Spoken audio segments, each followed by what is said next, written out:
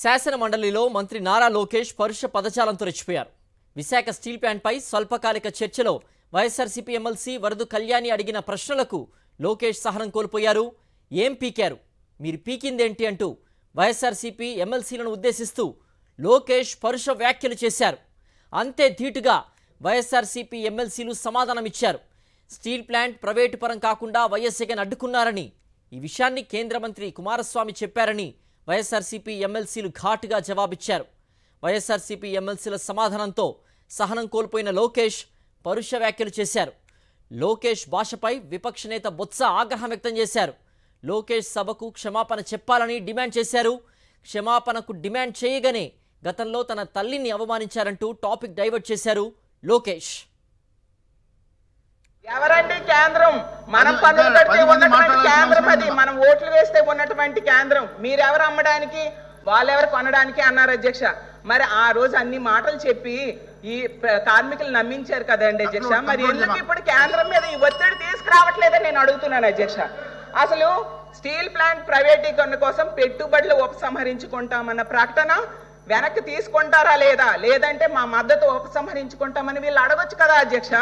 Steel plant కి సొంత కళ్ళు కేటాయించకపోతే మా ఎంపీల మద్దతు మేము వెనక్కి తీసుకుంటామని అల్టిమేటం ఇస్తే ఫలితం రాదా అధ్యక్ష? సెయిల్లో విలీనం చేయాలని కార్మికులు డిమాండ్ చేస్తున్నారు అధ్యక్ష. సెయిల్లో విలీనం చేయకపోతే ఎన్డీఏలో మేము భాగస్వాములుగా ఉండమని సంకేతాన్ని ఇస్తే ఫలితం రాకుండా ఉంటుందా నేను అడుగుతున్నాను అధ్యక్ష. గతంలో పవన్ కళ్యాణ్ గారు చెప్పారు అధ్యక్ష, ఒంటికి ఉప్పు కారం రాసుకొని పోరాడాలి అని. సోమిరాజు గారు, సార్ సోమిరాజు గారు మీరు నెక్స్ట్ ప్లీజ్. అమ్మా కూర్చోవాలి, 10 నిమిషాలు అయింది మా 10 నిమిషాలు ప్లీజ్.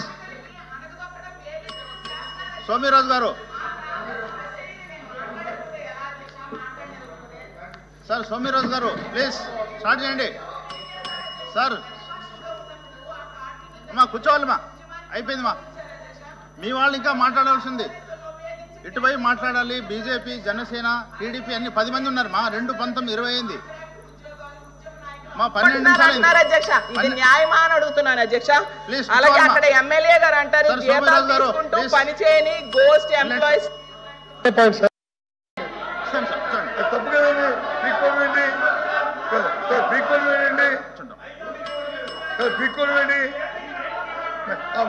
చేయమండి, చేయమండి. అవసరం సమాధానం చెప్పండి, అవసరం సమాధానం చెప్పండి.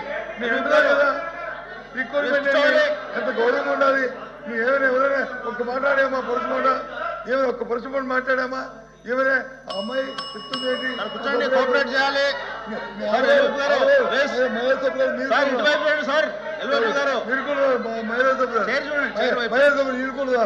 కూర్చోండి ప్లీజ్. వినండి వినండి వినండి. చెప్పండి చెప్పండి. మీరేంటి ఆవిడ ఆవేదన ఏంటి? మీ వాళ్ళు కూర్చోబెట్టండి ప్లీజ్. ఎల్ఓపి గారు మీకు అవకాశం ఇస్తాము, మీ వాళ్ళందరూ కూర్చోబెట్టండి. కూర్చోండి. ఇప్పటికే 2:30 అయింది, ఇంకా 10 మంది మాట్లాడాల్సి. అందుకే చెప్తుంది ప్లీజ్, మీకు అవకాశం అవును ఆవిడ మేము రిక్వెస్ట్ కూడా చెప్తున్నాము. ఎందుకంత ఆవేశం ఏంటి? భాష మీద పొట్టుండాలి, ఆవేశం ఉండకూడదు. అధ్యక్ష ఆవిడ ఆవేదన ఏంటంటే మీరు తీర్మానం పెట్టారు, తీర్మానాన్ని అందరూ ఆమోదించాలని చెప్పారు. ఎస్, ఆ తీర్మానంలో ఒక మాట ఉంటే ఆవిడంత ఆవేదన చెందేది కాదు. ఏది? ఆ డిస్ట్రిబ్యూషన్ని ఏదైతే పెట్టారో దాన్ని తొలగిస్తున్నాం పూర్తిగా అనే మాట ఉంటే ఆ మాట లేదు. ఆ మాట ఉందో చెప్పండి. ఆ తీర్మానంలో ఆ మాట ఉందో చెప్పండి. ఆ మాట ఏముంది? అందుకని దయచేసి ఇప్పటికైనా దయచేసి ఇంకా మీరు మాట్లాడేది మళ్ళీ మేము మాట్లాడాలని మేము చెప్పే ఈ రాష్ట్రంలో ఏ ప్రయోజనం చెప్తాము. ఒక నిమిషం చెప్పండి రండి. ఇప్పుడు నేను అడగదలుచుకున్నా, మీరు ఈ రెజల్యూషన్ కి మీరు ఒప్పుకుంటున్నారా లేదా? మీరు చెప్పండి, ఈ రెజల్యూషన్ మీరు తీర్మానానికి ఒప్పుకుంటున్నారా లేదా? మీరు సూటిగా చెప్పండి సార్. ఎల్ఓపి గారు. సార్, మేము మాట్లాడినప్పుడు మా పార్టీ తాలూకా అభిప్రాయాన్ని మా రెజల్యూషన్ కూడా పెట్టాము. పెట్టిన పూర్తి వివరాలని చెప్తాము. దయచేసి ఇప్పుడు డిస్కషన్ ఏంటంటే, జరుగుతున్న చర్చ ఏంటంటే, ఏదైతే మంత్రి గారు ఆవేశంగా ఏ సందర్భంలో కానీ ఆ పీక్కుంటారనే మాట రికార్డులో తొలగించాలి. ఆయన గారు చనిపోయారు. ఆయన జీవితంలో మచ్చ, రైతు ఓన్లాగా చెప్తే ఆయన తాలూకు అమలతను నిలబడతాయి. లేకపోతే ఆయన జీవితంలో మొత్తం ప్రజలు తెలుస్తారు. రేపు మాకు అభ్యంతరం లేదు. కానీ ఇలాంటి పరుష పదాలు మహిళా సభ్యుల మీద అలాంటి పరుష పదాలని వాడటం అనేది సమంజసం కాదు. అది సభా సంప్రదాయం కాదు. అది సభా సంప్రదాయం కాదు. చెప్పండి మంత్రి గారు. బొత్స గారు మీరు మంత్రిగా ఉన్నప్పుడు శాసనసభ సాక్షిగా మా అమ్మని అవమానించినప్పుడు మీరు ఏం చేశారు సార్? మా తల్లిని అవమానించినప్పుడు ఏం చేశారు? ఏం చేశారు అంటున్నా? మీరు మారుతారా? మహిళల గురించి మీరు మారుతారా? నేను కళ్యాణి గౌరవం అన్నాను. నాకు ఆ మహిళలు గౌరవిస్తాం మా అమ్మ నాకు నేర్పించింది సార్. మేము సూటిగా మేము ప్రశ్నిస్తున్నాం. మీరు రెజల్యూషన్కి కేంద్రంలో ఉన్న నరేంద్ర మోడీ గారికి పెట్టిన రెజల్యూషన్, ఆయన థ్యాంక్ యూ చెప్తున్నా, పెట్టిన రెజల్యూషన్ ఆమోదిస్తున్నారు లేదా మీరు చెప్పండి. ఎల్ఓపి గారు ప్లీజ్. అధ్యక్ష, మంత్రి గారు మాట్లాడిన దాంట్లో మేము అడిగిన ఇక్కడ జరుగుతున్న చర్చ ఏంటి? వారు వచ్చి వాళ్ళ తల్లి గారిని మాట్లాడిన మాటల్ని ఎవరు కూడా సభ్యసమాజం ఎవరు కూడా అంగీకరించరు. దాన్ని సమర్థించే సమస్య లేదు. ఇప్పుడే కాదు ఆ రోజు కూడా చెప్పాం.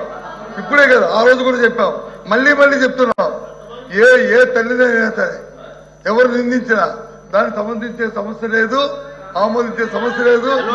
అంత నేను మనుషులు కాదు మేము. కానీ 10 సార్లు ఆ మాటను చెప్పుకొని అనవసరంగా ఆ తల్లిని కించపరచడం భావ్యం కాదని నేను సభాముఖంగా చెప్తున్నాను. 10 సార్లు చెప్తున్నాను. దయచేసి దీని ఇంతటితో విరమించుకోండి. ఆ మాటలను వచ్చి మీరు 10 సార్లు తీసుకొచ్చి దాన్ని రాజకీయాల కోసం ఆలోచించి డిస్కస్ చేయడం అనేది సమంజసం కాదు. మీ ద్వారా నేను నమస్కరిస్తాను. తప్పది. 14,000 కోట్ల రూపాయలు ఇచ్చిన వాళ్ళు మీరు ప్రశ్నిస్తారా? 5 సంవత్సరాలు మీరు పీకిందేంటి? 5 సంవత్సరాలు 14,000 కోట్ల రూపాయలు ఇచ్చిన వాళ్ళు మీరు ప్రశ్నిస్తారా? 5 సంవత్సరాలు మీరు పీకిందేంటి? 5 సంవత్సరాలు చెప్తా మీరు పీకింది చెప్తా. మరింత సమాచారం మా ప్రతినిధి సతీష్ అందిస్తారు. సతీష్, లోకేష్ వ్యాఖ్యలపై బొత్స తీవ్ర ఆగ్రహం వ్యక్తం చేశారు. పదే క్షమాపణలు చెప్పాలని, రికార్డుల నుంచి ఆ మాటని తొలగించాలంటూ కూడా విజ్ఞప్తి చేశారు, డిమాండ్ చేశారు. దీనికి సంబంధించిన పూర్తి అప్డేట్స్ ఏంటి సతీష్?